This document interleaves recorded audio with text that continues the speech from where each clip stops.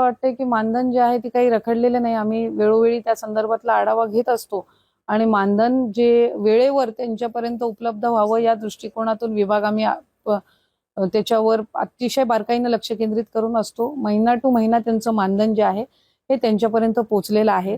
April महिना मार्च महिन्याचं budget सादरीकरण झाल्यानंतर साधारणपणे एप्रिल महिन्यामध्ये नवीन आर्थिक वर्षाला सुरुवात करत असताना एक 5-10 दिवसांचा विलंब होत असतो, पण हा रुटीन असतो, हा दरवर्षी होत असतो. त्याच्यामध्ये कारण ते जे ट्रान्झिशन असतं ते त्या निमित्ताने म्हणजे नवीन वर्षाच्या ह्याच्यामध्ये होत असतं, त्यामुळे ते प्रत्येक जो विभाग असतो त्याच्यामध्ये हा मार्च ते एप्रिल जो असतो, मार्च एंडिंग आणि एप्रिल महिना नवीन आर्थिक वर्ष, तर याच्यामध्ये जो काही एक थोडा ग्लिच असतो 10-15 दिवसाचा, हा रुटीन असतो.